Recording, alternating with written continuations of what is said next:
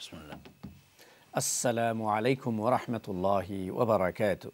ইন্নাল হামদালিল্লাহ নাহমাদুহু ওয়া নাস্তাঈনুহু ওয়া নাস্তাগফিরুহু ওয়া নু'মিনু বিহি ওয়া নাতাওয়াক্কালু আলাইহি ওয়া নাউযু বিল্লাহি মিন শুরুরি আনফুসিনা ওয়া মিন সাইয়্যাতি আমালিনা।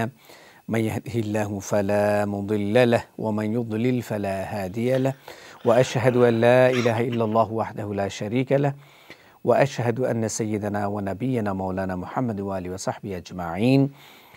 চ্যানেলের সমস্ত দর্শকদেরকে আমি ইয়াহিয়া আনসারী আমাদের 18তম রোজার এই পর্বে সবাইকে স্বাগত জানাচ্ছি। আপনারা দেখছেন আমাদের প্রিয় অনুষ্ঠান রামাদান এসেনশিয়ালস। প্রতিদিন বিকেল 3টায় আমরা প্রত্যেক রমজানের প্রতিদিনই এই প্রোগ্রামটা, বিশেষ অনুষ্ঠানটা প্রচারিত হয়ে থাকে এবং আপনারা সবাই কিন্তু উন্মুখ হয়ে বসে থাকেন এই প্রোগ্রামটা দেখার জন্য, শোনার জন্য। কারণ আমরা প্রত্যেকটি পর্বে আমাদের গ্রেট ব্রিটেনের সম্মানিত আলিম, উলামা এবং মাশায়েখদের মধ্য থেকে একজন শায়েখকে আমরা আমন্ত্রণ জানিয়ে থাকি, যিনি আমাদেরকে বিভিন্ন বিষয়ে আমাদেরকে পরামর্শ দিয়ে থাকেন, আমাদের সমস্যাগুলো সমাধানে আপনারা যে প্রশ্নগুলো করেন সেই উত্তরগুলো দেন এবং রোজা, হজ, যাকাত এবং ইসলামের মৌলিক বিধানাবলী সম্বন্ধে তারা আমাদেরকে নির্দেশনা দান করে। আজকে আমরা আমন্ত্রণ জানিয়েছি ইসরনের মসজিদের সম্মানিত ইমাম এবং খতিব এবং বহু ইসলামী বইয়ের গ্রন্থ প্রণেতা, ইসলামী বইগুলো লিখে আমাদেরকে খিদমত করে যাচ্ছেন আমাদের সবার প্রিয় উস্তাদ এবং শেখ হযরতুল আল্লাম হাফিজ মাওলানা আবুল হোসেন হাফিজাহুল্লাহ। আমরা শুরুতেই তাকে স্বাগত জানাচ্ছি। আসসালামু আলাইকুম ওয়া রাহমাতুল্লাহি ওয়া বারাকাতুহু। ওয়ালাইকুম আসসালাম ওয়া রাহমাতুল্লাহি ওয়া বারাকাতুহু। আলহামদুলিল্লাহ আনসারী ভাই, আলহামদুলিল্লাহ, আল্লাহ সুবহানাহু ওয়া তাআলা বেশ ভালো রেখেছেন। আজকে 18 দিন তো আমরা পার করেই ফেললাম। আল্লাহ আপনার শুকরিয়া আদায় করি। অত্যন্ত ব্যস্ত রমজান মাসে আপনার ব্যস্ততা আরো বেশি থাকে, তারপরে আপনি সময় দিয়েছেন, আল্লাহ রাব্বুল আলামিন কবুল করেন। আমিন আমিন ইয়া রাব্বাল আলামিন। জাযাকুমুল্লাহ খায়র। দর্শকবৃন্দ, আমরা একটু শুরুতেই রিমাইন্ডার দেব, যে কোনো বিষয়ে আপনারা প্রশ্ন করবেন অবশ্যই আপনাদের স্টুডিও প্রিয় নাম্বার যেটা আছে 0208523411 এই নাম্বারে। আর রোজা রাখা অবস্থায় আপনারা অনেকেই কিন্তু রামাদান ফ্যামিলি কমিটমেন্ট বা আরএফসিতে দান করেন। অবশ্যই আমরা ইনশাল্লাহ দান করব। আমাদের ভলান্টিয়ার্সরা আছেন, আপনারা জানেন প্রত্যেকদিন সকাল থেকে নিয়ে বিকেল 5টার আগ পর্যন্ত তারা থাকেন। সো আপনারা আপনাদের যে কোনো ধরনের সাদাকা ইনশাআল্লাহ এই মুহূর্তে আপনারা করে ফেলতে পারবেন। আমরা শুরুতেই সম্মানিত শেখের কাছে চলে যাব, যে ওভারঅল যে রামাদান আমাদের যে 18টা রোজা আজকে আমরা অতিক্রম করছি, তারপরে আস্তে আস্তে বাকি হয়তো সর্বোচ্চ আমরা 12টা হয়তো আমরা আরও রাখতে পারবো, আল্লাহ যদি তৌফিক দেন, অথবা 12টা না হলে তো মিনিমাম 11টা ইনশাআল্লাহ আমরা রাখার হয়তো সুযোগ পাবো। এই বাকি রোজাগুলো রাখার জন্য বিশেষ করে একটা গুরুত্বপূর্ণ সময় আসতেছে, যেটাকে আল্লাহ রাসূল সাল্লাল্লাহু আলাইহি ওয়াসাল্লাম তার জীবনে খুবই গুরুত্বের সাথে পালন করতেন। মসজিদের মধ্যে তিনি আবদ্ধ করে নিতেন ইতিকাফ। অনেকেই এই ইতিকাফ করার জন্য নিয়ত করেছেন, অনেকে যাবেন, আবার অনেকে আবার জীবনে কোনোবার ইতিকাফ করেন নাই এমনও আমরা পাই। তো আমি একটু শুরুতে যদি ইতিকাফের ফজিলত এবং ইতিকাফ করার গুরুত্ব এই সম্বন্ধে যদি আমাদের দর্শকদের একটু শুরুতে একটু আলোচনা করেন ইনশাআল্লাহ। জাযাকুমুল্লাহ খাইরান। আসসালামু আলাইকুম ওয়া রাহমাতুল্লাহি ওয়া বারাকাতুহু। বিসমিল্লাহির রহমানির রহিম। আলহামদুলিল্লাহিল্লাযী বিনি'মাতিহি তাতিম্মুস সালিহাত। আলহামদুলিল্লাহি আলা কুল্লি হাল। আজকে সম্মানিত অডিয়েন্সের কাছে আমাকে যে অনুরোধ করা হয়েছে কথা বলতে যে বিষয়ে, সে বিষয়টি হচ্ছে ইতিকাফ। ইতিকাফা ইয়াতাকিফু শব্দের অর্থ হচ্ছে আইসোলেশনে থাকা, নিরিবিলি একটা জায়গায় কোয়াইট হয়ে থাকা।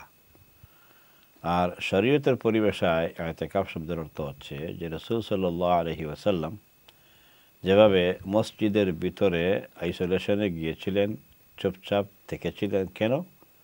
একদম চুপচাপ মুখ বন্ধ করে থাকার জন্য ইতিকাফে তিনি ঢুকেন নাই। তিনি যে ইতিকাফ করেছেন সেই ইতিকাফটা ছিল যে আল্লাহ তাআলার সাথে নিরিবিলিতে কানেক্টেড হয়ে থাকা। আমি আবার বলছি, আল্লাহ সুবহানাহু ওয়া তাআলার গোলাম হিসেবে তার সাথে নিরিবিলি সময় অনেক সময় দেওয়া যায় না। দুনিয়া নিয়ে, কাজ নিয়ে, ব্যবসা নিয়ে, বাণিজ্য নিয়ে আমরা ব্যস্ত থাকি। কিন্তু রাসূল সাল্লাল্লাহু আলাইহি ওয়াসাল্লাম উম্মতকে শিক্ষা দিয়েছেন এবং তিনি তার জীবনে সবগুলো রমজান মাসের শেষের দশকে ইতিকাফ করতেন রেগুলার। ইন্তেকালের আগের বছরে তিনি ইতিকাফ করেছেন 20 দিন। সুবহানাল্লাহ। ইনশাআল্লাহ। তো সেই হিসাবে আমরা এটা জানি এবং তার কাছ থেকে পেয়েছি যে ইতিকাফ করা বিশ্বনবী মুহাম্মদ সাল্লাল্লাহু আলাইহি সাল্লামের অন্যতম একটি সুন্নাত। আল্লাহ সুবহানাহু ওয়া তাআলা এই ইতিকাফ করার ব্যাপারে আমাদেরকে উৎসাহিত করেছেন। রমাদানের যতগুলো আয়াত কোরআনে রয়েছে একই জায়গায় সবগুলো আমি আরেকদিন উল্লেখ করেছি। রমাদান, সিয়াম এবং সিয়ামের মাসাইল এর ব্যাপারে যতগুলো আয়াত তা হচ্ছে সূরা বাকারার 183 থেকে 87 পর্যন্ত। 183 থেকে 87 যে আয়াত রয়েছে এই আয়াতগুলোর সব শেষ আয়াত হচ্ছে 187 আয়াত। এই আয়াতের মধ্যে আল্লাহ সুবহানাহু ওয়া তাআলা সাথে করেছেন আনতুম আকিফুনা ফিল মাসাজিদ, তোমরা যখন মসজিদের মধ্যে ইতিকাফে থাকবে ওই সময় স্বামী স্ত্রীর কোনো সংস্রব করতে পারবে না। তাই এই আয়াত থেকে বোঝা গেল যে মসজিদের মধ্যে ইতিকাফ করা লাগে, ইতিকাফ নিজের ঘরে করলে হবে না। পুরুষের জন্য ইতিকাফ করতে হলে মসজিদ লাগে। এজন্য ইতিকাফের কয়েকটা শর্ত। এক নম্বর শর্ত হচ্ছে রমাদান মুবারক লাগবে। 2 নম্বর হচ্ছে রমাদানের শেষের দশক। 3 নম্বর শর্ত হচ্ছে মসজিদ লাগবে। 4 নম্বর শর্ত হচ্ছে দুনিয়া থেকে বিমুখ হয়ে এই 10 দিনের জন্য কাজকর্ম, দুনিয়া, স্বামী স্ত্রী সম্পর্ক, আওলাদদের সাথে সম্পর্ক সব কিছু থেকে ফ্রি হয়ে নিরিবিলি হওয়া লাগবে, 4 নম্বর শর্ত। আর 5 নম্বর শর্ত হচ্ছে যে একান্ত কোনো প্রয়োজন যদি হয়, ব্যক্তিগত প্রয়োজন, তাইলে বের হতে পারবেন, আর না এখন থেকে বের হওয়ার কোনো ব্যবস্থা নেই। ইতিকাফ থেকে বের হইলে ইতিকাফ একদম নষ্ট হয়ে যাবে। তো এখন একান্ত প্রয়োজন কী কী জিনিস? নাম্বার 1 হইতে পারে ইমার্জেন্সি। ইমার্জেন্সি কোনো আইন মানে না, এটা আমরা জানি, কেমন? তো সেই হিসাবে ইমার্জেন্সি হচ্ছে একটা জিনিস। আরেকটা হইতে পারে যে আপনার খুব জরুরি কিছু কাজ, যে কাজগুলো আপনি ছাড়া হবে না অথবা আপনার সাথে রিলেটেড, যেমন আপনার অ্যাপয়েন্টমেন্ট ডাক্তারের সাথে, হসপিটালের সাথে, এটা আপনি পাচ্ছেন না, খোঁজাখুঁজি করে অনেক দিন পরে আপনাকে দিয়েছে, 5 মাস 6 মাস অপেক্ষা করতে করতে অ্যাপয়েন্টমেন্ট দিয়েছে। এখন এই অ্যাপয়েন্টমেন্টে যদি না যান তাইলে আবার আপনার জন্য 5-6 মাস অপেক্ষা করা লাগবে, যেটা আপনার পক্ষে অপেক্ষা করা ক্ষতিকর হবে আপনার শরীরের জন্য। এই জন্য আপনি এই দিন অ্যাপয়েন্টমেন্টে যাওয়াই লাগবে। এই জাতীয় যদি হয় এটার নাম হলো আর্জেন্সি। তো ইমার্জেন্সি আর আর্জেন্সি ছাড়া আর সকল, তাও কিন্তু শর্ত হচ্ছে যদি আপনার অ্যাপয়েন্টমেন্টে যান তাইলে অ্যাপয়েন্টমেন্টে যাওয়া যায় যে টাইমে, এই টাইম নিয়ে বের হবেন, অ্যাপয়েন্টমেন্টে যাবেন, ওখান থেকে চুপচাপ আপনার ডাক্তারের সাথে প্রয়োজনীয় কনসালটেশন শেষ করে you have to return to your মস্ক।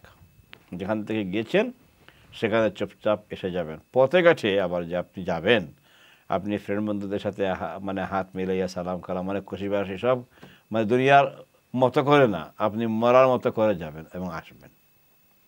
আশা করি ক্লিয়ার। এই জিনিসগুলো যদি করতে পারা যায় তাহলে ইতিকাফ হয়ে যাবে। কিন্তু ইতিকাফের আরেকটা ইন্টারনাল শর্ত হচ্ছে যে আনতুম আকিফুনা ফিল মাসাজিদ, আপনি মসজিদে গেলেন, শর্ত মানলেন, গিয়ে ইতিকাফে ঢুকে গেছেন। ইতিকাফে ঢুকে যাওয়ার পর ফোন নিয়ে ঢুকছেন, চার্জার নিয়েও ঢুকছেন, এটা ভুল করেন নাই। কোরআন নিতে বলে গেছেন কিন্তু ফোন নিতে বলেন নাই, চার্জার নিতেও বলেন নাই।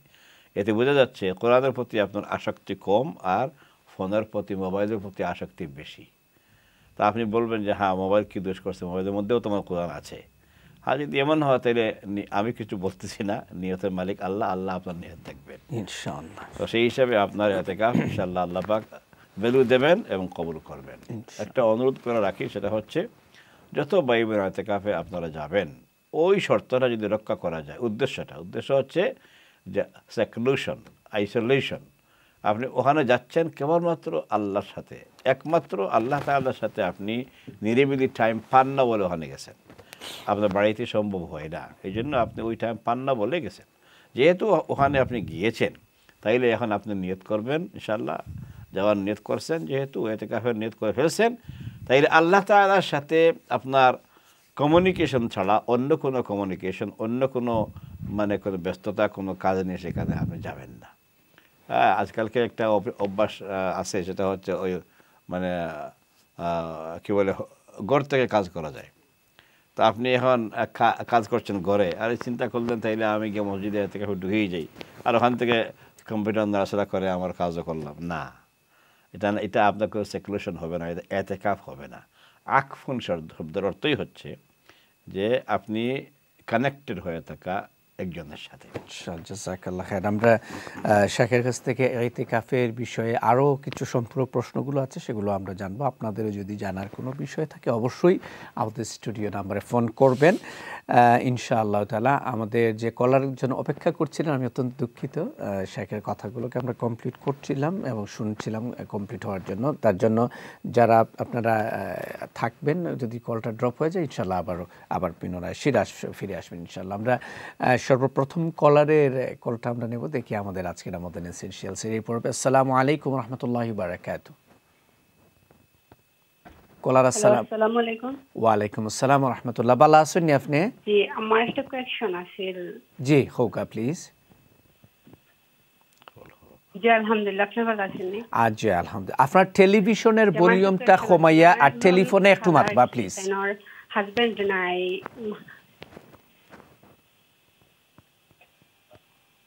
জি আমার টেলিভিশনে কম আছে।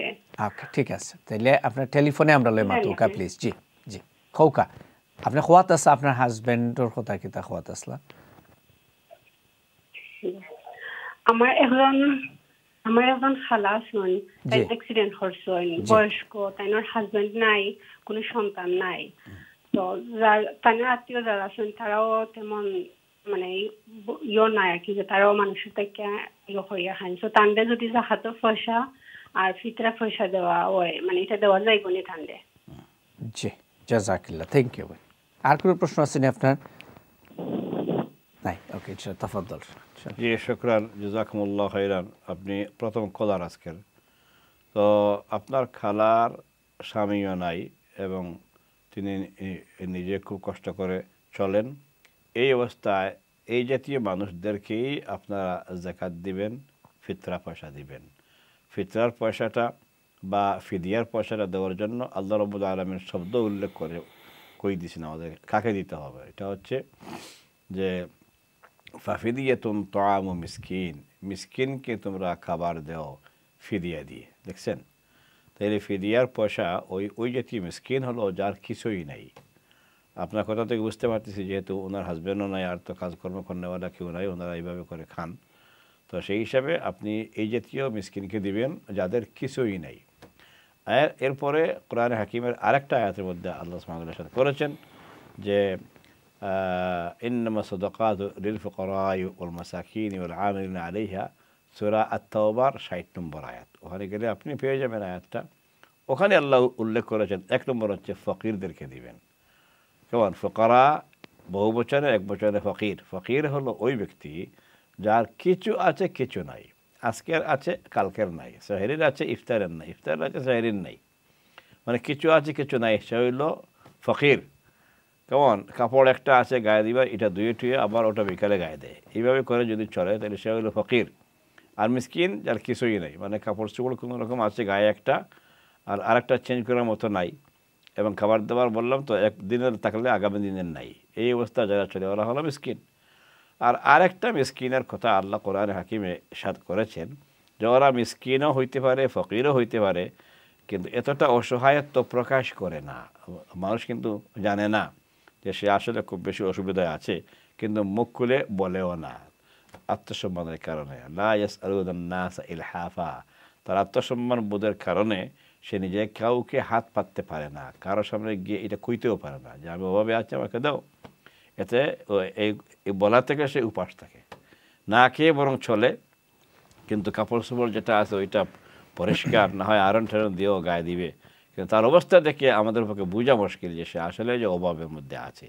এই জাতীয় মানুষ হইলে 1 নম্বরে দিবেন। কেমন? তো এই জন্য এই 3টে ক্যাটাগরি বললাম যে ফকির, মিসকিন এবং যারা আল্লাহওয়ালা মানুষ, মানে তার নিজের আত্মসম্মান বোধের কারণে চলে, খুব মানে ভদ্রভাবে চলে, কিন্তু সে আসলে কাছে হাত পাতেন না, হাত পাতেন না ওনার কাছে। জাযাকাল্লাহ খাইর। এই জাতীয় মানুষকে দিবেন। আমার মনে হয় আমার বোন প্রশ্নের উত্তর পেয়েছেন। আমরা পরবর্তী কলারের প্রশ্নটা শুনবো। আসসালামু আলাইকুম ওয়া রাহমাতুল্লাহ। কলার আসসালামু আলাইকুম। জি কলার, আপনি কি শুনছেন আমাদের? জি আসসালামু আলাইকুম। ওয়ালাইকুম আসসালাম। ভালো আছেন জনাব আপনি? জি আলহামদুলিল্লাহ। প্রশ্ন। জি, আপনি কোন জায়গা থেকে ফোন করছেন? আমি লন্ডন কেনিংটন থেকে করছি। আচ্ছা, আপনার প্রশ্নটা হোক প্লিজ। জি, আমার প্রশ্নটা হইল গিয়া, আমার এক পরিচিত তখন আসলা কি তখন চিফের নাম হইল মিজান, বুঝছেন? জি জি, তো তাই না আমার কাছে নিচলা টাকা 5,000 এগুন এখন আর দিরা না। এলা এগুন আমার ফ্রেন্ডের জন্য দিয়ে মাতাইছি তাই দিরা না। আমার নাম্বার সব ব্লক করে রাখিচ্ছ। তখন কি এই টাকার ভিতরে আমার জাকাত দেওয়া লাগবে না। প্রায় বছর গেছে, এখন তাই না আমার কোনো যোগাযোগ নাই, বা আমার ফ্রেন্ডের দিয়ে মাতাইছি তার লগে আমার সাথে ডেট করছে, এখন তার নাম্বার ব্লক করে দিচ্ছ। এখন তাহলে আমি এমনি আর কি চিনি, তার গরুদার আমি চিনি না। জি, আমরা এই ক্ষেত্রে ইসলামের স্পষ্ট বিধান আছে। আপনার টেলিফোন রাখুকা, ইনশাল্লাহ শেখে এই ব্যাপারে উত্তর দিবা যে যারা আমরা ঋণ আছে এবং ঋণ দিলে মানে আমরা যখন দেই আর কি, দার দেওয়া আর নেওয়া দুইটা পার্থক্য আছে। ইনশাল্লাহ শেখে আনসারটা দিরা। এখন আমার বাইরে আসলে এই সমস্যাটা কিন্তু আরও আছে আমাদের। আমরা টুকটাক কারো কাছে ঋণ আনি এবং দেই, দুইটাই হয় যেহেতু আমরা মানুষ। তো এই ক্ষেত্রে বিধানটা কি ভাই যেটা বলছেন একটু সিরিয়াস, মানে ওইটা মানে পাওয়া যাচ্ছে না, পাওয়া যাচ্ছে না। জি, ভাইজানকে প্রথমত বলবো, আমরা আল্লাহর কথা না মানার কারণেই জাতীয় সমস্যায় পড়ি। আল্লাহ তাআলা আমাদেরকে ইনস্ট্রাকশন দিয়েছেন কোরআনে অত্যন্ত পরিষ্কারভাবে। আমরা অনেকে কোরআন পড়ি না, আবার কেউ কেউ পড়ি কিন্তু তিলাওয়াত করি, এটা বুঝি না। আল্লাহ বলেছেন, আমাদেরকে ডেকে বলছেন, মানুষকে না, আমাদেরকে ডাক দিচ্ছেন, ইয়া আইয়ুহাল্লাযীনা আমানু, হে ইমানদাররা, ইযা তাদায়ানতুম বিদাইনিন ইলা আজালিন মুসাম্মান ফাকতুবুহ, যখন তোমরা কোনো দাইন লেনদেন করবা, করজ দিবা, দার দিবা, লেখাপড়া করে রাখো। উভয় পক্ষ একসাথে করে আরও সাক্ষী সাবুত লাগাইয়া হইলে তোমরা লেখাপড়া করে রাখো। দেখছেন নি ভাইজান? তাই জন্য আপনাকে দোষ দিচ্ছি না, আপনাকে যদি দোষ মনে করেন দোষ হইতেও পারে। হ্যাঁ, আর না হয় নিয়ম ছিল যে আপনি তার দলিল দস্তাবেজ, তার আইডি, পাসপোর্ট টাসপোর্ট নিয়ে এরপরে আপনি লেখাপড়া দিবেন, অ্যাড্রেস নেবেন। এখন আপনি বিপদে পড়ছেন, দিয়ে দিয়েছেন, আপনি ফোন করলে ব্লক করে ফেলে, আপনার পক্ষ থেকে যিনি করছেন তাকেও ব্লক করে ফেলেছে, কী করবেন? আইনেও যাওয়া সম্ভব না। এনিওয়ে গেল, এটা আপনাকে আমি সতর্ক করলাম। আমাদের সকল ভাই বোনদেরকে বলবো, আপনি 100 পাউন্ড দেন, আপনি তো 5 দিয়েছেন, 100 পাউন্ড দেন কাউকে, কিন্তু আপনি একটা ছোট্ট লেখাপড়া না হয়। আজকালকে আরেক সুবিধা আছে যে মোবাইলে আপনি ট্যাক্স দিয়ে দিবেন যে তুমি আমাকে ট্যাক্স দেও, তোমার ঋণের প্রয়োজন, আমি ট্যাক্স ব্যাক করবো। এইভাবে করে তখন এই ট্যাক্সগুলো কমপক্ষে আপনার কাছে একটা ডকুমেন্ট কমপক্ষে থাকলো। তো এই জাতীয় কারবার না করে আপনি একদম সদা দিলে বিশ্বাস করে করেছেন। আপনি হয়তো সহজ সরল মানুষ, আল্লাহ আপনাকে এই 5,000-এর সব দিবেন। এখন আসেন মেন মাসালা, যদি এই পয়সা তার কাছ থেকে পাওয়ার সম্ভাবনা থাকে না, যেহেতু নাই, এখন আপনার কথা বুঝতে পারতেছি যে তাকে পাওয়া যাচ্ছে না, তো যেহেতু পাওয়ার সম্ভাবনা নাই যদি হয়, তাইলে আপনার উপর যাকাত লাগবে না, ঠিক আছে? আর যদি কোনোদিন সে দিয়ে দেয়, অনুগ্রহ করে ফেরত আসে আপনার কাছে, পয়সাটা দিয়ে দেয় 1 বছর, 2 বছর, 5 বছর পরে, যখন সে দিবে, যে বছর দিবে কেবলমাত্র সেই বছরের যাকাতটা দিয়ে দিলে হয়ে যাবে। আশা করি ক্লিয়ার ইনশাল্লাহ। আর বাকি যে 2-3 বছর পরে দিছে, মাঝখানে গেছে, এই গ্যাপের কোনো যাকাত লাগবে না। যে বছর আপনি পাবেন সেই বছরের আপনার যাকাত দিবেন। আলহামদুলিল্লাহ, আশা করি ক্লিয়ার ইনশাআল্লাহ। আল্লাহ আপনার প্রতি রহমত করুন। আমিন আমিন আমিন। না, আসলে আমরা পরবর্তী কলার কাছে যাব, তার প্রশ্নটা শোনার জন্য। দেখি আছেন। আসসালামু আলাইকুম রহমতুল্লাহ। কলার আসসালামু আলাইকুম। কলার আসসালামু আলাইকুম। আসসালামু আলাইকুম। ওয়ালাইকুম সালাম। জি বইন, আমার একটা প্রশ্ন আছিল। জি হোকা হোক। আমরা কি একজন আত্মীয় আছেন, তো তাইলে আমরা কি সবসময় জায়গা দেই বাংলাদেশও নি?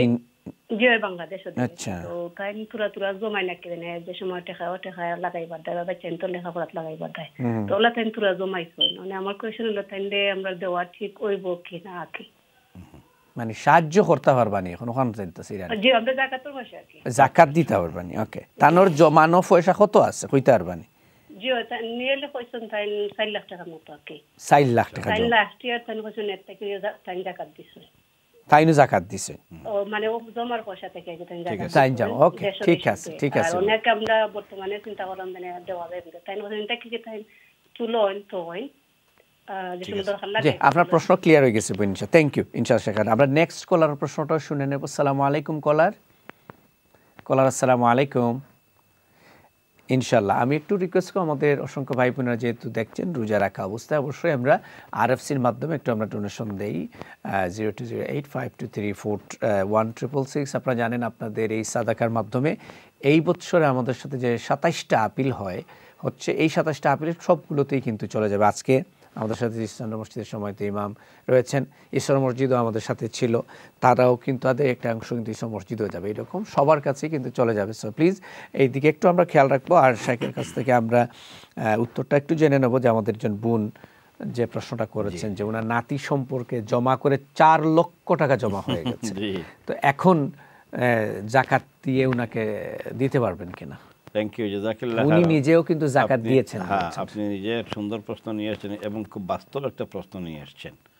আমরা যারা বিশেষ করে বিদেশ থাকি আর বিদেশের মধ্যে যারা ইংল্যান্ড আমেরিকায় থাকি, আমাদের বেশ কিছু লুবি আত্মীয় আছেন, সরি টু সে এই ওয়ার্ডটা, ওনাদের লুবের কোনো শেষ নেই, পাওয়ার এবং চাওয়া পাওয়ার কোনো শেষ নাই।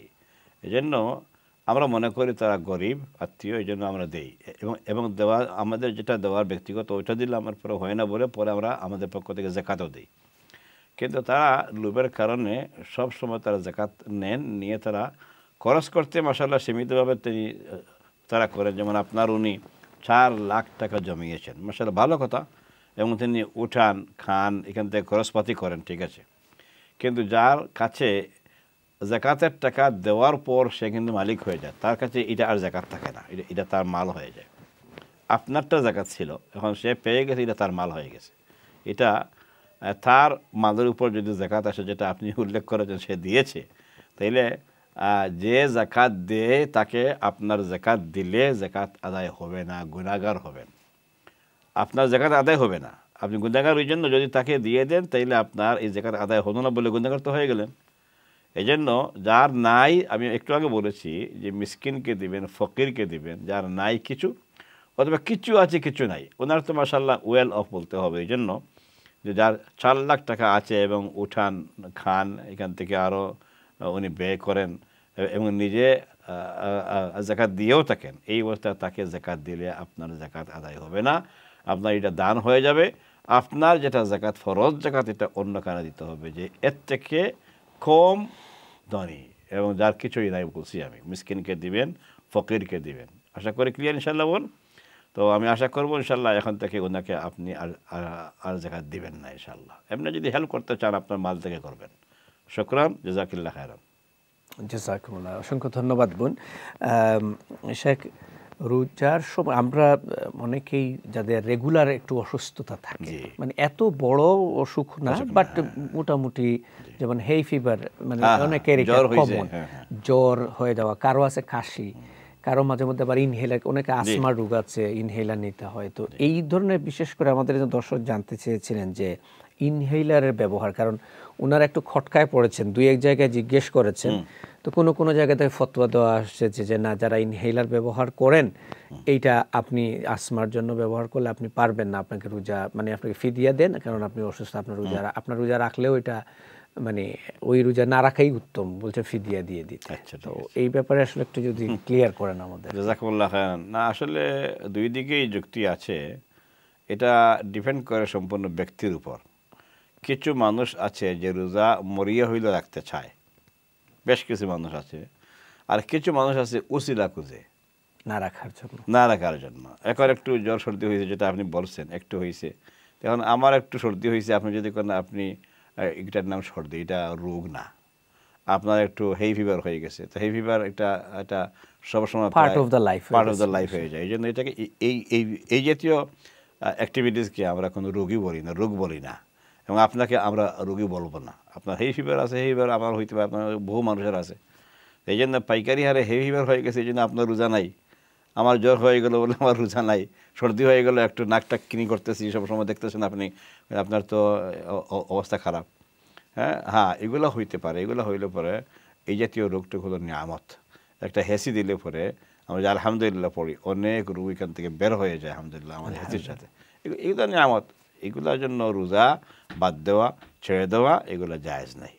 রোজা ছাড়ার জন্য যেটা বলা হয়েছে, আল্লাহ বলেছেন ওয়াইন কুনতুম মারদা আও আলা সাফার, মারদা হচ্ছে বহু বচন, এক বচনে হচ্ছে মারিদ, আপনি অসুস্থ। অসুস্থ কোন মানুষকে বলি আমরা? যে হসপিটালাইজড হয়ে গেছে এবং চলতে পারতেছে না, স্বাভাবিক মানে স্বাভাবিক জীবনযাপনে সে আর নাই, সে এখন অস্বাভাবিক অবস্থা চলে গেছে। এই অবস্থায় যদি হয় যে সে তার ঔষধ না খাইলে হয় না, এবং প্রেসক্রাইব করেছে ডাক্তার বা হসপিটাল যে তোমাকে ডেইলি ওষুধ খাওয়া লাগবে এতবার, তোমার খাওয়া লাগবে পানি পান করা লাগবে, এবং তুমি কিছু খাবার না খাইলে হবে না, এই জাতীয় যারা তারা হচ্ছে মারদা।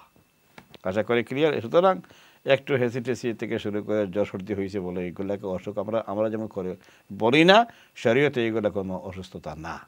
শরীয়তের অসুস্থতা হচ্ছে যেটা বলছি যে কাজকর্ম করতে অক্ষম এবং তার হসপিটালাইজড হয়ে গেছে অথবা তার বাড়িতেই আছে এবং সময়ে সময়ে খাওয়া লাগে, ঔষধ খাওয়া লাগবে, এবং তার মানে ভাত হোক যেটা ফল ফ্রুট খাওয়া লাগে অথবা পানি পান করা লাগে। এখন আর বিষয় ইয়েটা হলো কি যে যারা আসমার জন্য ইনহেলার নেন তাহলে তাদের আসমার জন্য যদি ইনহেলার নেন এক্ষেত্রে দুইটা অপিনিয়ন। একটা হচ্ছে ইনহেলার নেওয়া যদি খুব মানে ডায়ার হয় যে আপনার নেওয়াই লাগবে, না নিলে উপায় নাই, আপনি কোলাপস হয়ে যাবেন, তাইলে ইনহেলার নেবেন, আপনার রোজা হয়ে যাবে, আপনি রোজাও থাকবেন, ইনহেলার নেবেন। কারণ হচ্ছে ইনহেলার এটা কোনো খাবারের ফায়দা দেয় না, মাত্র শ্বাসকে ওপেন করে দেয়। শ্বাসের যে নালী যেটা ওইটাকে একটু শুরু হয়ে যায়, তো এটাকে একটু ওপেন করে দেয়, এর ফলে আপনার রোজা হয়ে যাবে, আর কিছু লাগবে না। এটা হচ্ছে এক নম্বর অপিনিয়ন। সেকেন্ড অপিনিয়ন হচ্ছে যে ইনহেলারের মধ্যে নাকি কিছু পাউডার জাতীয় কিছু আছে, এটা ভিতরে যা টান দেওয়ার সময় শ্বাসের সাথে ভিতরে যায়, এই জন্য ওই জাতীয় ফার্মাসিস্টরা উল্লেখ করেছেন যে উত্তম হবে যদি সেই রোজাগুলার তিনি এই ফিদিয়াও দেন, তিনি রোজা রাখবেন, ইনহেলার নেবেন এবং তিনি ফিদিয়াও দিবেন। এই দুইটা অপিনিয়ন আছে। কেমন? আশা করি ক্লিয়ার ইনশাআল্লাহ। আলহামদুলিল্লাহ, জাযাকুমুল্লাহ খায়ের। আশা করি আমাদের দর্শক ভাইরা ইনশাআল্লাহ আপনারা দেখছেন রমাদান এসেনশিয়ালস এর আমরা 18 রোজার এই পর্ব। দর্শকবৃন্দ, আপনারা অনেকেই আরএফসির মাধ্যমে দানও করছেন, আল্লাহ রাব্বুল আলামিন আপনাদের এই সাদাকাটা কবুলও করেন। আমরা এই মুহূর্তে ছোট্ট বিরতি যাচ্ছি, এবার বিরতি থাকলে ইনশাআল্লাহ আমরা চ্যানেলের সাথে থাকুন, ফিরছি আমরা তাড়াতাড়ি। আসসালামু আলাইকুম ওয়া রাহমাতুল্লাহি ওয়া বারাকাতুহু। ওয়া আলাইকুম আসসালাম। আসসালামু আলাইকুম রহমতুল্লাহি ওয়া বারাকাতুহু। চ্যানেলের সমস্ত দর্শকদেরকে আবারও শুকরিয়া জানাচ্ছি আপনাদের প্রাণবন্ত অংশগ্রহণের মাধ্যমে আমাদের রমাদান এসেনশিয়ালসের এই 18তম পর্বটা আলহামদুলিল্লাহ অত্যন্ত সুন্দর করে কিন্তু আমরা উপভোগ করছি। সবাই আপনারা প্রশ্ন করছেন। ইসলাম মসজিদ সম্মানিত ইমাম এবং খতিব শেখ হাফিজ হযরত মাওলানা আবুল হোসেন খান সাহেব আমাদের প্রশ্নের উত্তরগুলো দিচ্ছেন। জাযাকাল্লাহ খায়ের শায়েখের আপনার এই গুরুত্বপূর্ণ সময়ের জন্য। বিশেষ করে আমাদের দর্শক আপনাদেরও শুকরিয়া আদায় করি যারা বিভিন্ন প্রশ্নগুলো করছেন। আমরা নেক্সট কলারের কাছে চলে যাব ওনার প্রশ্নটা শোনার জন্য। দেখি কে আছেন আমাদের সাথে এই মুহূর্তে। আসসালামু আলাইকুম রহমতুল্লাহি ওয়া বারাকাতুহু। আসসালামু আলাইকুম ওয়া রাহমাতুল্লাহি ভাই ভালো আছেন? জি ওয়া আলাইকুম আসসালাম। জি আলহামদুলিল্লাহ। উস্তাদরে সালাম দিবা। আমার একটা ছোট-মোটো কোয়েশ্চেন আছে, could you be able to answer it please? ইনশাআল্লাহ। খোকা। Okay, I'm a heavy diabetes, also transplant patient. How do I fast? I obviously don't fast because আমার sugar level low is high, so I go hypo. So আমার option কি? শুকরিয়া। Thank you Almas ভাই, জাযাকাল্লাহ। ভালো আছেন তো আপনি? আলহামদুলিল্লাহ, see you later ইনশাআল্লাহ। জাযাকাল্লাহ, থ্যাংক ইউ ইনশাআল্লাহ। আমরা নেক্সট কলার কে আছেন ওনার প্রশ্নটা কি শুনে নেব? আচ্ছা ঠিক আছে। আমাদের দর্শক প্রশ্ন করেছেন ভেরি হাইলি ডায়াবেটিক প্লাস ওনার কিডনি ট্রান্সপ্লান্ট। হ্যাঁ, জাযাকুমুল্লাহ খাইরান ভাইজান। ওয়া আলাইকুম আসসালাম ওয়া রাহমাতুল্লাহি ওয়া বারাকাতুহু। আপনি যখন দিয়েছেন সালাম পেয়ে গেছি, জবাবও দিলাম। এবার আসি আপনার প্রশ্ন যেটা করেছেন, এটা সম্পূর্ণ ডিপেন্ড করে আপনার উপর। আপনি আপনার যে অবস্থা, যে হাই ডায়াবেটিক, আপনি কোলাপস করে ফেললেন কিনা আমার আশঙ্কা হয়। এই জন্য আপনি এখন আলাপ করতেছেন, আপনি আওয়াজ দিয়ে কথা বললেন, সুন্দর লাগছে, মনে হয় নাই আপনি অসুস্থ। কিন্তু এই জাতীয় রুগীদের হলো যে কোনো সময় বেস্ট ডাউন হয়ে যাবে, আর না হয় আপ হয়ে যাবে, সমস্যা হয়ে যাবে। এই জন্য যদি আপনি যেই দিন রোজা রাখা আরম্ভ করবেন, আরম্ভ করে আপনি যেখানে গিয়ে শেষ সেখানে আপনি থেমে যাবেন, আপনি খেয়ে ফেলবেন। শুরু করবেন রোজা, আর মনে করেন সকাল 11টা 12টা 10টা কি বললে বিকাল 2:30 2টায় আপনার সমস্যা হয়ে গেছে, আপনি আর দেরি করবেন না যে আর মাত্র 2 ঘন্টা বাকি 3 ঘন্টা বাকি পারবো, এভাবে করে নিজে জোর করে নিজের উপর ফোর্স করে রোজা রাখবেন না, আপনি পট করে খেয়ে ফেলবেন। কারণ না খাইলে এই সময় আপনি কোলাপস করে ফেলতে পারেন, পরে অ্যাম্বুলেন্স, হসপিটাল, বহু সমস্যা। এর থেকে বরং আপনার, কারণ আল্লাহ রাব্বুল আলামিন দিয়েছেন এটা বলে অপশন যে আপনি রোজা রাখবেন, কিন্তু অসুস্থতা বোধ করলে, আপনি তো অসুস্থ ভাই, কিন্তু সুস্থ মানুষ যদি হঠাৎ করে কোনো অ্যাক্সিডেন্ট হয়ে গেল, মনে করেন একটা লোক পারাপার হচ্ছে রাস্তা, হঠাৎ করে গাড়ি এসে অ্যাক্সিডেন্ট করলো, এখন সে কিন্তু রোজা আছে, এখন তার কী অবস্থা হয়েছে বলেন? পট করে হসপিটালে যাওয়ার সাথে সাথে তাকে, অথবা হসপিটালে বাদ দেন, এখানে পড়া অবস্থায় মানুষ বলবে যে তারা পানি খাও, রোজা মানুষ খুঁজব না যে সে রোজা আছে পানি দিও না, তার তো জান যায় অবস্থা, ঠিক না? তো এই জন্য সম্পূর্ণ আপনার উপর, আপনি যদি অবস্থা বুঝেন আপনার বেগতিক হয়ে যাবে, অসুবিধা হয়ে যাবে, কোলাপস করে ফেলতে পারেন, প্লিজ আপনি কোলাপস হবেন না। জান যদি বাঁচে তাহলে রোজা, জান বাঁচলে ইবাদত। এখন জানে যদি নাই হয়ে যায় রে ভাই, তাহলে আবার ইবাদত কার করবেন, কিসের ইবাদত করবেন? এই জন্য আগে জানকে হেফাজত করতে হবে। আল্লাহ রাব্বুল আলামিন করেছেন ওয়ালা তাহলিকু আনফুসাকুম, তোমরা তোমাদের নিজেদেরকে ক্ষতির মধ্যে ফেলে দিও না।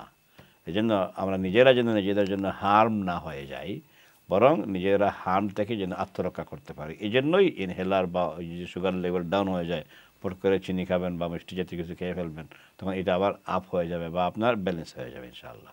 আশা করে ক্লিয়ার? অসুবিধা হইলে আপনি রোজা ব্রেক করে খাবেন। কেমন? রোজা আপনি ব্রেক করলেন এগুলা সম্ভব যদি হয় আর এর থেকে একটু সুস্থ হন, তাই ঈদের পরে সুবিধাজনক সময় আপনি রাখবেন। আর যদি সম্ভব না হয়, আপনার এই ডায়াবেটিকের অবস্থা এবং প্লান্টের যে অবস্থা, এটা যদি আরও খারাপ থাকে, তাইলে আপনার রোজা আর রাখা লাগবে না, আপনি এক একটা রোজার বিনিময়ে ফিদিয়া দিয়ে দিবেন। আশা করি ক্লিয়ার ইনশাআল্লাহ ভাইয়া। জাযাকুমুল্লাহ খাইরান। আমরা দোয়া করি আল্লাহ পাক আপনার এই ডায়ার অবস্থা থেকে আল্লাহ আপনাকে উদ্ধার করুন এবং শিফা দান করুন। আমিন আমিন। এই সাথে যেহেতু এই প্রশ্নটা আমাদের একজন ভাই করেছিলেন, আমাদের বোনেদের মধ্যে আমাদের যারা মহিলা আছেন, বিশেষ করে যারা গর্ভবতী মহিলা রয়েছেন অথবা যাদের সন্তান অলরেডি জন্মগ্রহণ করেছেন, তারা দুগ্ধ পান করাচ্ছেন, তো এই ক্ষেত্রে তাদের জন্য রোজা রাখার বিধানটা কি হবে? শুকরান, জাযাকাল্লাহ খাইরান। বোনদের মধ্যে মহিলা যারা আছেন, মানে অর্থ হচ্ছে সবাই বোন, আমরা একটু সম্মান করি বোন বলি আর কি, মহিলা আপনারা মহিলা হইতে পারেন, আমরা বোন বলি, ইন্নামাল মুমিনুনা ইখওয়া, সেই হিসাবে আপনারা সবাই আমাদের বোন। তো আপনারা যারা আছেন, আপনাদের মধ্যে বেশ কিছু রোগ আছে, ভাই বলেছেন যে গর্ভবতী আছেন, গর্ভবতী যে মেয়ে আছেন, যে মহিলা আছেন, আপনার জন্য সেম রুল, যেটা একটু আগে বলেছি, রোজা শুরু করবেন। এত যদি সকাল 8টায় 9টায় পারেন না, আপনি ব্রেক করে ফেলবেন, কারণ এটা হচ্ছে আপনার জন্য এক্সকিউজ আল্লাহ দিয়েছেন। আপনি নিজের একটা জান, আর জানের ভিতরে আরেক জান আল্লাহ দিয়েছেন, আল্লাহ এটা জানেন। এই জন্য আপনি বমি টমি করে আপনার অবস্থা সর্বদা চোখ টোক লাল হয়ে গেছে, আপনার অবস্থা বেশি খারাপ না, এটা ইসলাম বলে নাই যে আপনি জোর করে এই অবস্থায় রোজা রাখবেন, রেখে আপনাকে হার্ম করবেন, আপনার বেবিকেও হার্ম করবে, এটা আল্লাহ চান না। আল্লাহ বরং এখানে বলে দিয়েছেন আপনি এখন অসুস্থ হয়ে গেছেন, এই জন্য আপনি নওজোয়ান মেয়ে, আপনি ঠিক আছে, আপনি বয়স কম, নওজোয়ান, নববিবাহিত, বেবি হয় নাই, একদম শক্ত আছেন না, আল্লাহ এগুলো আল্লাহ বলছেন এখন তুমি অসুস্থ হয়ে গেছো, তুমি অসুস্থ, ওই জন্য তোমার পেটে আনবন আছে। এই জন্য আপনারাও ওই সেম অবস্থা, রোজা রাখা শুরু করবেন, যেখানে গিয়ে আটকিবেন সেখানে আপনি ব্রেক করে ফেলবেন, রোজা খেয়ে ফেলবেন। আর এই রোজাগুলা পরবর্তী সময়ে বেবি ডেলিভারি হওয়ার পরে যখন ছোটো ছোটো দিন আসবে, নভেম্বর, ডিসেম্বর, জানুয়ারি, ওই সময় রোজাগুলা রিপ্লেস করবেন। কেমন? আশা করি ক্লিয়ার। আর যদি ওই সময় আবার বেবি হয়ে গেছে ডেলিভারি, এখন তাকে নেক্সট মাসলা যেটা ভাই বলেছেন, তাকে আপনি ব্রেস্ট ফিডিং করেন, তাকে দুধ পান করাইতে হয়। এই অবস্থার কারণে যদি আপনি আবার রোজা রাখেন, তাইলে আপনার আবার হার্ম হইতে পারে, না বেবির কষ্ট হবে। এই জন্য আপনার জন্য রোজা এখন আর নাই। বেবির দুধ যখন ছাড়াই দিবেন, কেমন, ধরেন 6 মাস 7 মাস পরে দুধও খায়, আর সাথে কিছু ভাত টাত খাওয়া শুরু করছে, লিকুইডও খায়, এই জাতীয় বয়স যখন হয়ে যাবে, কেমন 7, 8, 9, 10 মাস, ওই সময় আপনি ট্রাই করবেন ছোটো ছোটো দিনে। আর যদি দেখেন ওই সময়ও আপনি রোজা রাখতে কষ্ট হয়, আপনি মাথা ঘুরায়, কারণ প্রায় 8 ঘন্টা 9 ঘন্টা রোজা রাখতে হবে, যদি দেখেন ওই সময় এই 8-9 ঘন্টা রোজা কষ্ট হয়ে যাচ্ছে, তাইলে আপনি রোজা না রাখবেন। পরবর্তী সময় যখন পুরা সুস্থ হয়ে যাবেন, বেবিও নাই, ব্রেস্ট ফিডিংও নাই, ওই সময় আপনি রোজাগুলা কাজা করবেন, এটাই উত্তম। আর যদি এমন কোনো মহিলা হন যে আপনার এখন প্রেগনেন্ট এবং রোজা রাখা সম্ভব হচ্ছে না, ট্রাই করছেন, পারেন নাই, ট্রাই করতে হবে, কিন্তু খেয়াল রাখবেন, ট্রাই করলেন আপনি কিন্তু পারলেন না, তাইলে আপনি রোজাগুলো খেয়ে খেয়ে রাখলেন, ঠিক আছে, গেল। এরপরে আগামী বছর আপনার বেবি হয়ে গেল প্রসব, এই সময় বেবিকে ব্রেস্ট ফিডিংয়ের জন্য আগামী বছর সম্ভব না। এরপরে আবার প্রেগনেন্সি এসে গেছে নেক্সট ইয়ার। এইভাবে যদি হয়ে যায় কারো অবস্থা খারাপ, তাইলে কিছু ওলামা কেরামের মত আছে, স্ট্রং মত আছে যে এই মহিলার পক্ষ থেকে রোজা রাখা 3-4 বছর একত্রিত করে জমা করে 4 মাস রোজা রাখা সম্ভব নাও হইতে পারে, এই জন্য তার পক্ষ থেকে যেন সে ফিদিয়া আদায় করে ফেলে। আশা করি ক্লিয়ার। এটা আমভাবে না, এটা ভেরি স্পেশাল কেস। আশা করি ক্লিয়ার ইনশাআল্লাহ। জাযাকুমুল্লাহ খাইর। জাযাকুমুল্লাহ খাইর, মাশাআল্লাহ। জাযাকাল্লাহ খাইর শেখ উত্তর দেওয়ার জন্য, এবং বিশেষ করে আমাদের যে ভাই বোনটা প্রশ্ন করেছিলেন তিনি হয়তো তার মাধ্যমে আমাদের আরও সমস্ত দর্শক ভাই বোনের এই প্রশ্নের উত্তরটা ক্লিয়ার হয়েছেন। আমি একটু রিকোয়েস্ট করবো আমাদের ভলান্টিয়ার ভাইয়েরা যেহেতু আছেন, আপনারা রামাদান ফ্যামিলি কমিটমেন্টে যারা দান করেন, আমি একটু রিমাইন্ডার দিচ্ছি ইনশাআল্লাহ রোজা রাখা অবস্থায় যেন ইনশাআল্লাহ আল্লাহ রাব্বুল আলামিনের প্রতি কিছু আমরা সাদাকা করার চেষ্টা করি। কারণ এই বছর কিন্তু আমরা 27টা আপিল হচ্ছে, তাই না? গত বছর থেকে একটা বেড়েছে, তো আলহামদুলিল্লাহ। তো সুতরাং একটা বাড়া মানে শেখ আমাদের সবার জন্য এটা একটা সওয়াবের একটা ভাগ, কিন্তু আমাদের অংশ বেড়ে গেল আলহামদুলিল্লাহ। আমি একটু বলি ইনশাআল্লাহ যে ভাই বোনদের জন্য বলতে চাচ্ছি যে আরএফসি হচ্ছে এমন একটা প্রতিষ্ঠান যেটা জেনারেস ব্যবস্থা করেছে অনেক দিন আগে থেকে, বেশ কয়েক বছর থেকে, যে রমাদান ফ্যামিলি কমিটমেন্ট। এর অর্থ হচ্ছে যে রমাদানের একটা ফ্যামিলি হয়ে গেছে এখানে চ্যানেলেসে। 27টা এপিল এবার তারা পেয়েছেন এবং 27টা রাতে 27টা গ্রুপকে তারা নিজেরা দিচ্ছেন, চান্স দিয়েছেন। এখন আমরা 27টা গ্রুপে ওই 27 দিন 27টা ফোন কল করে শরীক হওয়া সম্ভব না। যেখানে আমি দেব এবং সবাইকে দেবো, দিতে চাই এবং মন চায় যে আমি সব জায়গায় গিয়ে শরীক হই, কিন্তু আপনার আমার রাতে এত টাইম নেই। তারাবিও পড়বো, রোজাও রাখবো সারাদিন, তারপরে তারাবি, তারপরে কই চ্যানেল দেখি ফোন লাগাও, ফোন করি দিই আমি এখানে 100 পাউন্ড 200 পাউন্ড সম্ভব না। তাইলে আপনি একসাথে দিয়ে দিন। এই একসাথে দেওয়ার ব্যবস্থা করেছেন, নাম দেওয়া হয়েছে আরএফসি। একসাথে আপনি একদিনে দিয়ে দিলেন। আপনি যদি 27 পাউন্ড দেন তাহলে সবাই 1 পাউন্ড করে পাবে, আর যদি তার ডাবল দেন তাহলে 2 পাউন্ড, আর যদি 10 পাউন্ড করে দিতে চান তাহলে আপনি 270 পাউন্ড দিবেন। দেখছেন, 270 পাউন্ড আপনি একসাথে দিয়ে দিলেন, দিয়ে আপনি আস্তা মাস যদি আপনি মানে অফ রেখে দেন সমস্যা নাই, একদিন অন করে দিয়ে দিয়েছেন বাস খারাপ। এই যে দেওয়ার সুযোগটা করে দিয়েছে চ্যানেলেস, যে আপনার মন চাচ্ছে আপনি চাইটিতে দিবেন, ওই আফগানিস্তানে দিবেন, কি বলে আপনি গাজায় দিবেন, আপনি প্যালেস্টাইনে দিবেন, বাংলাদেশে দিবেন, আপনার সিলেটে দিবেন, সব জায়গায় গিয়ে কিন্তু পৌঁছে যাবে। সব জায়গায় প্রত্যেক রাত সজাগ থেকে থেকে থেকে থেকে টিভি খুলে খুলে আপনার টাইম নষ্ট করার কোনো প্রয়োজন নেই। আপনি একদিন দিয়ে দেন একসাথে। এই যে আপনি 270 পাউন্ড দিলেন, সব জায়গায় মাশাআল্লাহ ইনসাফ ভিত্তিক একদম এই পয়সাটা পৌঁছে যাবে, আপনি টের পাবেন না। এবং এটা কিন্তু যায়, হয়তো মনে আসতে পারে যে চ্যানেলেস বোধহয় কমিশন দিবে, টিভি হেন তেন অনেক কথাবার্তা, শয়তান তো অনেক কিছু শিখিয়ে দেয় আমাদেরকে। না, চ্যানেলেস অত্যন্ত পরিষ্কার করে ট্রান্সপারেন্সির সাথে প্রত্যেক বছর এই 27টা অর্গানাইজেশনকে ডেকে এনে ইনভাইট করে আপনাদের পয়সাগুলো চেক লিখে লিখে লিখে লিখে আমাদেরকে ইনভাইট করে, মাশাআল্লাহ আমরাও পাই, ইসলাম মসজিদ তারা পাই। তো তারা অত্যন্ত ট্রান্সপারেন্সির সাথে এগুলো মাশাআল্লাহ সুন্দর করে বিল বন্টন করেন, একটা পয়সাও এদিক সেদিক হবে না। এবং এখান থেকে এই ফান্ড থেকে চ্যানেলের তার নিজস্ব স্টাফের কোনো খরচ এখান থেকে নেয় না। আশা করি ক্লিয়ার ইনশাআল্লাহ। আপনারা আসুন, যেন আমরা সবাই এখানে দান করি। জাযাকাল্লাহ খাইর। আপনারা অত্যন্ত আসলে খোলাসা করে পরিষ্কার করে আলহামদুলিল্লাহ শেখ ইমাম আবুল হোসেন খান হাফিজাউল্লাহর কাছ থেকে শুনলেন, এজন্য শেখ আপনাকে অসংখ্য ধন্যবাদ। এই ব্যাপারে অনেকেরই খটকা থাকলে আশা করি আর দূর হয়ে যাবে ইনশাআল্লাহ। একটা প্রশ্ন কিন্তু বারবার মানে ঘুরে ঘুরে আসে, আমাকেও গত কয়েকদিন জিজ্ঞেস করেছেন অনেকেই, যে বর্তমান সময়ে আমাদের জন্য সফর করাটা খুবই সহজ হয়েছে, যেটা রাসূল করিম সাল্লাল্লাহু আলাইহি ওয়াসাল্লাম বা 100 বছর আগেও এত সহজ ছিল না, বিশেষ করে প্লেন আপনার আবিষ্কার হওয়ার আগে। এই জন্য অনেকেই এখন এই সফরে থাকলেও মানে চান যে আমার রোজাটা আমি রেখে ফেলি, যেহেতু আমার কষ্ট হচ্ছে না। তো আমার একজন ভাই প্রশ্ন করছেন, এখন তো আমরা তো একটু ঝামেলায় পড়লাম, কোনো আলিম উলামারা বা শায়েখ বলছেন যে না, যেহেতু আপনি সফরে আপনি রাখবেন না, আবার কোনো শায়েখ বলছেন যে না আপনি চাইলে রাখতে পারেন। তো এখন আসলে দুটানার মধ্যে পড়ে গেছেন, এটা সঠিক আসলে এই মাসলাটা কি হবে? আসলে ওই পড়াশোনা না করলে যেটা হয় সেটাই হয়েছে আর কি। সেটা হচ্ছে যে সাহাবীদের মধ্যে রাসূল সাল্লাল্লাহু আলাইহি ওয়াসাল্লাম সাহাবীদেরকে নিয়ে জিহাদে গেছেন। এখন জেহাদে গেলে রোজা না রাখলেও চলে, কিন্তু এক তো জেহাদ, আবার 2 নম্বর হচ্ছে তারা সফরে গেছেন, সফরের দূরত্বে গেছেন। ওই সময় রাসূল সাল্লাল্লাহু আলাইহি সাল্লাম সহ অনেক সাহাবী তারা রোজা ভেঙে ভেঙে খেয়েছেন, আর কিছু সংখ্যক সাহাবী তারা রোজা রাখছেন। কেমন এইভাবে করে তাদের দিন যাচ্ছে এবং তারা প্রস্তুত, অস্ত্রপাতি নিয়ে সব কিছু নিয়ে, তো মানে একদম জেহাদি ফিল্ডে আছে। তো ওই সময় আসরের সময় হয়ে গেছে। আসরের সময় তারা দেখলেন এক কোণা দিয়ে মানে কিছু লোক জড়ো হয়ে কি করতেছে। তো রাসূল সাল্লাল্লাহু আলাইহি ওয়াসাল্লাম জিজ্ঞেস করলেন এখানে কি হয়েছে। তো জবাব দেওয়া হইল যে একজন কোলাপস করছে রোজা অবস্থায়। খেয়াল করেন, একজন কোলাপস করছে, এই জন্য আমরা তাকে হেল্প করতেছি। তখন তিনি বলতেন, আহারে, আল্লাহ তাআলা অপশন দিয়েছেন আর সে এই অপশনটা দিল না, না নিয়ে বিপদে পড়ছে। এখান থেকে কি বোঝা গেল?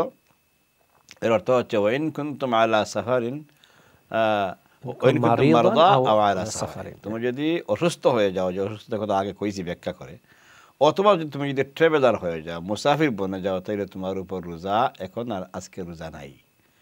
এখন যদি কেউ মনে করে, এটা তো আমি জেহাদের এক্সাম্পল দিলাম, এখন আমরা যাচ্ছে বাংলাদেশে যাচ্ছে, এই দেশে যাওয়া হচ্ছে, ইউরোপ যাচ্ছে মানুষ, সমস্যা নাই। যদি আপনি রোজা খেয়ে ফেলেন, আপনার জন্য কোনো দরাবাধা নিয়ম নাই, কোনো গুনাহ নাই, কোনো ত্রুটি হবে না, আপনি মুসাফির। এমনকি যদি মুসাফির হওয়ার জন্যে বাড়ি থেকে বের হওয়ার আগে খাইয়া গেছে, কেমন সকাল 8টা-9টা ব্রেকফাস্ট করছে, যে আমি তো আজকে মুসাফির, এয়ারপোর্ট যাওয়ার পর তার ফ্লাইট হয়ে নাই, হয়েছে না, এয়ারপোর্ট যে কোনো কারণে গেছে, গিয়া ফ্লাইট ট্রেন হয়ে নাই, তখন ফেরত আসছে। তো যখন ফ্লাইট হয় নাই, মুসাফির তার ক্যান্সেল হয়ে গেছে, তখন থেকে বাকি দিনটা রোজা লাগবে। কেমন ফিরে এসে আবার যেন তার সবার সাথে ইফতার করে, আর এই রোজাটা যেন আবার কাজা করে ফেলে। হ্যাঁ, কাজা করে না, মানে উনি যেন আবার খাওয়া দাওয়া শুরু না করে, যেহেতু তার সবার ক্যান্সেল হয়ে গেছে। আচ্ছা, জাযাকাল্লাহ খায়ের, জাযাকাল্লাহ খায়ের। আমরা শেখ রাসেল অত্যন্ত স্পষ্টভাবে এটা আমরা ক্লিয়ার হয়ে গেলাম যে ইনশাআল্লাহ যারা আপনারা এইটা নিয়ে দুইটা নাই ভুগেন, আশা করি এই সুযোগ আর আমাদের থাকবে না। পরবর্তী কলারের কাছ থেকে আমরা প্রশ্নটা শুনে নেব। আসসালামু আলাইকুম ওয়া রাহমাতুল্লাহ। আসসালামু আলাইকুম। ওয়ালাইকুম সালাম। আচ্ছা, হইছে আমার যে রোজার ফিদিয়া, জি, এটা আমরা একজনকে দেওয়া যায় না জনে জনে দেওয়া যায়, আমার যদি গরিব কাটিয়া থাকে? জি, আপনার অ্যামাউন্ট কত, আপনি সব কোনো সকলটি দিলে এরা সব রোজার ফিদিয়া দিরা? জি জি জি জি। তো আমার ছেলে রাখি, আমার ছেলে আপনার বেমারি। আচ্ছা আচ্ছা, বুঝছি, ঠিক আছে। রোজা রাখতে পারে না, তার প্রবলেম আছে, কিডনি প্রবলেম এবং অন্য বেমার। আচ্ছা, বুঝছি, রাখতে পারে না। আমি প্রত্যেক বছর দিয়া রাখি, 2 বছর থাকি, কিন্তু লাস্ট ইয়ার আমি 2-3 জনকে দিছি। মানে আমি আচ্ছা, ঠিক আছে, আপনি 2-3 জনকে দিচ্ছেন ইনশাআল্লাহ। আপনার টেলিফোন রাখিল কা, টেলিভিশনের মাধ্যমে আনসার হুনুকা শেখে ইনশাআল্লাহ আনসার দিলে এই ব্যাপারে। জাযাকাল্লাহ, শুকরান, জাযাকুমুল্লাহ খাইরান ভাইজান। আপনি আপনার ফিদিয়া যেটা আসছে এবারের যে ফিদিয়ার রেট অনুযায়ী, মানে একদম মিনিমাম রেট হলো 7 পাউন্ড। 7 পাউন্ড হিসাবে 210 পাউন্ড হবে। এই 210 পাউন্ড আপনি এক ফ্যামিলিকে দিতে পারেন, 10 ফ্যামিলিকে দিতে পারেন, কোনো অসুবিধা নাই। শরীয়তে হচ্ছে আপনি যত বেশি আপনার পক্ষ থেকে কোনো মিসকিন বা গরিব উপকৃত হবে, বেনিফিটেড হবে, অত বেশি আপনি সওয়াব পাবেন। এই জন্য একাধিক মিসকিন বা গরিবকে দিতে পারবেন, কোনো অসুবিধা নাই। This is number 1। Number 2, 7 pound হচ্ছে মিনিমাম রেট বললাম, এই জন্য অনেকে হয়তো কনফিউজড হয়ে যাবেন। সবার জন্য কিন্তু 7 পাউন্ড না, সবার খাওয়া দাওয়ার মান এবং লাইফ স্ট্যান্ডার্ড সেম না, এই জন্য 7 পাউন্ড হচ্ছে একদম ফ্ল্যাট রেট। গরিব মিসকিন সবাই দেবো আমরা। কিন্তু যারা একটু ভালো হালতে আছেন, আপনার ইফতার হয় না আজওয়া খেজুর না হইলে, আছে না, কিশমিশ না হইলে, এরপরে কাঠবাদাম না হইলে আপনার ইফতার হয় না, মানে হাই ক্লাসের ইফতার আপনি করেন অথবা মিডল ক্লাসে করেন, তো আপনি কিন্তু 7 পাউন্ড দিবেন। 7 পাউন্ড তো দিবে যার কাজকর্ম নাই, খেয়ে টাকায় আছে, বিপদে আছে, সে দিবে 7 পাউন্ড। এই জন্য রাসূল সাল্লাল্লাহু আলাইহি ওয়াসাল্লামের সময়ে একই আইটেম দিয়ে তারা দিতেন না। তারা খেজুর এবং আজওয়া খেজুর থেকে শুরু করে সব ধরনের মানে হাই ক্লাস যেগুলা, এগুলা চিহ্ন তিনি দিতেন, মানে উচ্চ হারে দিতেন। আবার মিডল ক্লাসের জন্য দিতেন একটু নিম্ন হারে। আবার যারা গরিব মানে আছে ওদের দিতেন। কিন্তু সবার পক্ষ থেকে এটা আদায় করতে হয় বলে এই ফিতরার যে পয়সাটা বা ফিদিয়ার পয়সাটা, এটা আদায় করতে হয় বলে যেন আমরা ফিতরার রেটকে একদম মানদণ্ড না ধরি। যে লোকটা অসুস্থ বা অন্য যে ছেলেটা অসুস্থ, যদি সে মানে খুব বেশি মালদার হয়, তার পয়সা আছে এনাফ, তাহলে আপনি ওই 7 পাউন্ডের রেটে না দিয়ে একটু আপ করে দেন, 10 পাউন্ড ধরে দেন না, অসুবিধা কি? কারণ এইভাবে করার জন্য আমরা গরিবরা একটু বেশি পেল। ফিতরা এবং ফিদিয়ার রেটটা যখন আমরা ঠিক করব, ফ্ল্যাট রেটে না করে একটু আপ যদি আপনার অবস্থা হয়, মাশাআল্লাহ আপনার যে গাড়ি আছে মনে করেন আপনার এটা মানে হাই ব্র্যান্ডের গাড়ি, আমারটা হচ্ছে টয়োটা, মানে একটা এক্সাম্পল দিচ্ছি, তো আমি 7 পাউন্ড করে দিব বা 10 পাউন্ড দেব, আপনি একটু বেশি দেন। এবং আপনি যেটা আরেকটু স্পষ্ট করেছেন, যদি তাই একজনকেও দেন সেটাও জায়েজ হবে, একাধিক ব্যক্তিকেও দিতে পারে, মানে কোনো এটা শর্ত নাই যে এতজনকে দিতেই হবে। আলহামদুলিল্লাহ। আমরা পরবর্তী কলারের কাছে যাব না প্রশ্নটা শোনার জন্য। আসসালামু আলাইকুম কলার। আসসালামু আলাইকুম। হ্যালো, আসসালামু আলাইকুম। আমাকে একটু স্টুডিওতে দেবেন? জি জি বোন, আপনি স্টুডিওতে কথা বলছেন। আপনি ভালো আছেন? জি আলহামদুলিল্লাহ। জাযাকাল্লাহ, থ্যাংক ইউ। আপনার প্রশ্নটা করেন। ভাই আমার প্রশ্নটা হচ্ছে যে আমাদের ব্যাংকে যে ইন্টারেস্ট মানিটা জমা হয়, জি, এই মানিটা মানে কিভাবে দিলে আর কি ভালো হয়? এটা কি যাকাত হিসাবে দেওয়া যাবে, সদকা জারিয়া হিসাবে দেওয়া যাবে? আচ্ছা, মানে কিভাবে দেওয়াটা উত্তম জি বলে মনে হয়? জি বোন, অত্যন্ত সুন্দর প্রশ্ন করেছেন, জাযাকাল্লাহ, থ্যাংক ইউ। আসলে অত্যন্ত যুগোপযোগী একটা প্রশ্ন, এবং আসলে এটা থ্যাংক ইউ বোন, এটা এসে যায়, আমরা তো স্টপও করা যায় না। এবং এটা প্রথম কথা হচ্ছে অনিচ্ছা সত্ত্বেও ব্যাংক থেকে ইন্টারেস্ট আসে। আপনি অ্যাকাউন্ট করেছেন ইন্টারেস্ট পাওয়ার জন্য না, ইন্টারেস্ট আর্ন করার জন্য না। আপনার নিয়ত হচ্ছে আপনার পয়সা আপনি রাখবেন, সেভ করে রাখবেন, এই জন্যই আমরা ব্যাংকে অ্যাকাউন্ট করি। কিন্তু ব্যাংকের সিস্টেম অনুযায়ী আমরা তো মুসলিম, আমাদেরকে তারা ইন্টারেস্ট দিয়ে দেয়।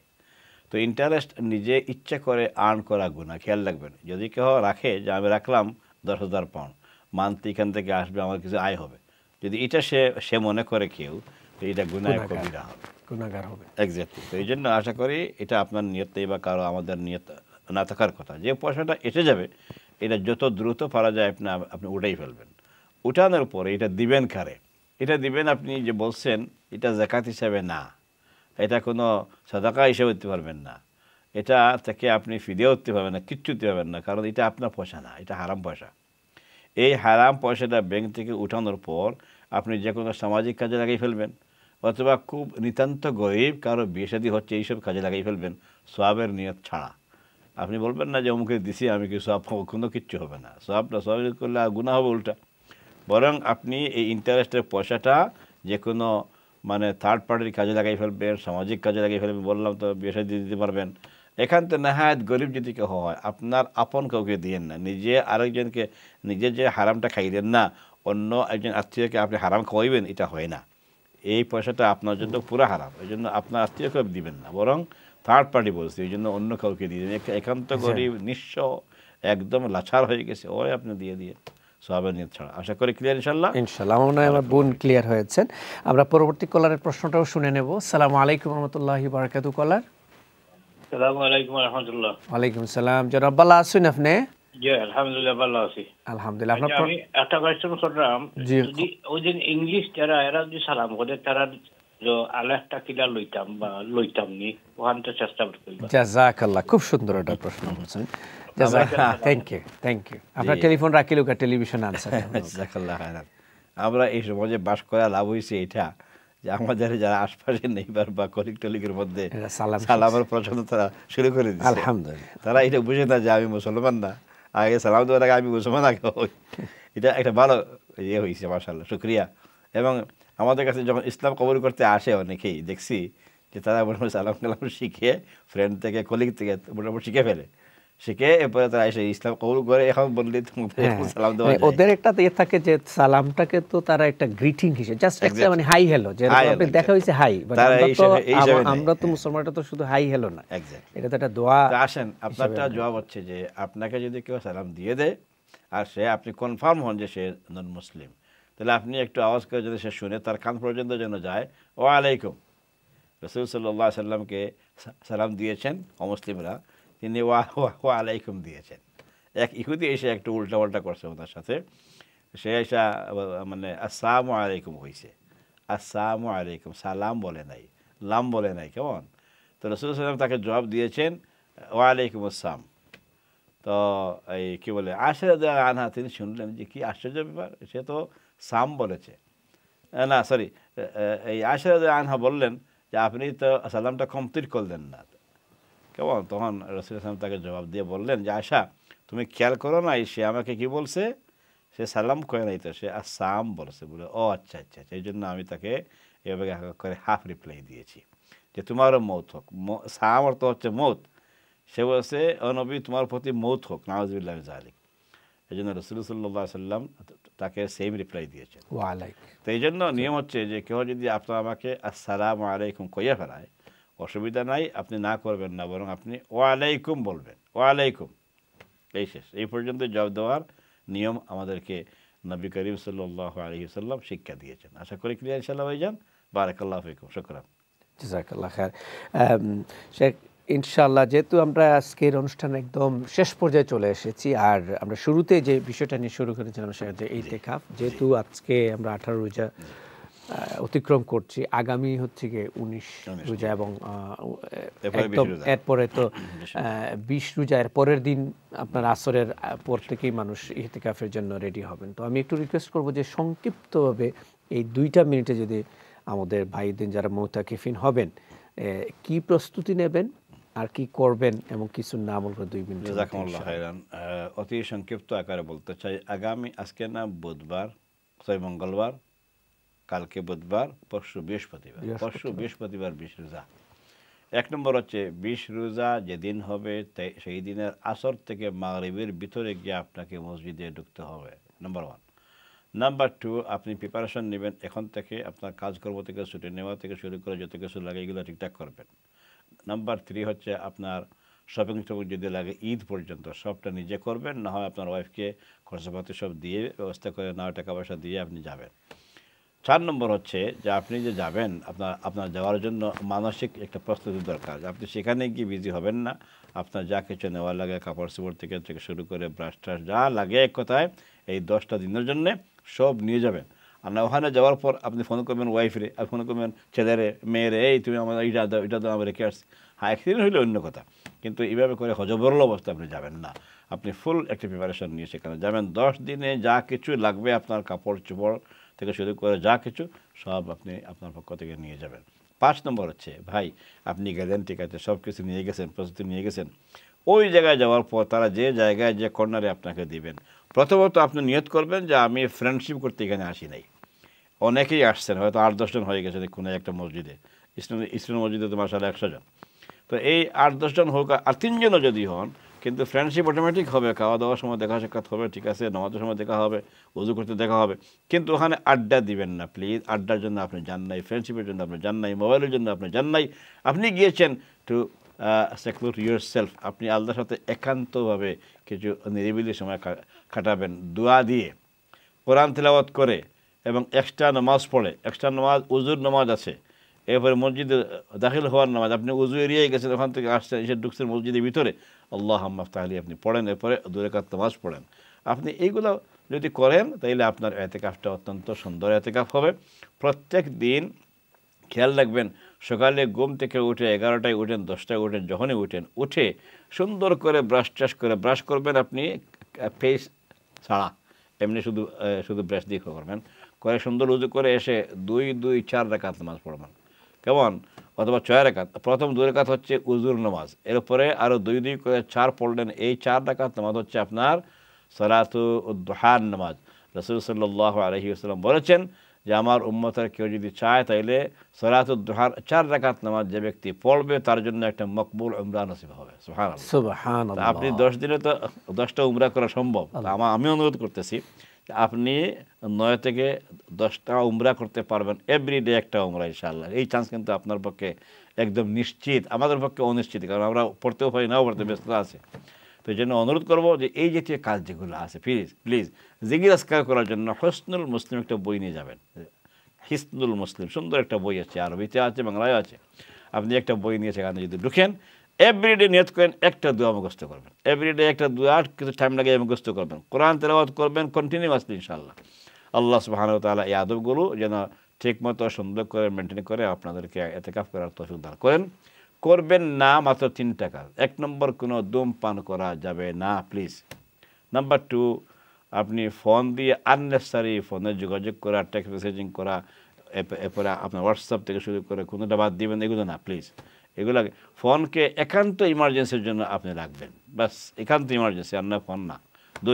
3 নম্বর হচ্ছে আড্ডা না, ওখানে গেলে পরে কয়েকজন মিলে এক সমাবেশে গেছেন বা আগে থেকে ফ্রেন্ডশিপ ছিল, পাইছেন ফ্রেন্ডে আজকে, না ফ্রেন্ডশিপ না। এই 3টা কাজ থেকে বিরত থাকবেন। আল্লাহ সুবহানাহু ওয়া তাআলা আপনাদেরকে ইতিকাফ যারা করবেন এদেরকে মকবুল ইতিকাফে গিয়ে দাখিল হওয়ার তৌফিক দান করুন। শুকরান, জাযাকাল্লাহু খাইরান। জাযাকাল্লাহু খায়র শেখ। আলহামদুলিল্লাহ, দর্শকবৃন্দ আপনারা শুনলেন কিভাবে ইতিকাফের জন্য প্রিপারেশন নেব এবং ইতিকাফের জন্য আমরা মসজিদে যাওয়ার পরে কি কি আমলগুলো করব এবং কোন কোন কাজ থেকে বিরত রাখবো।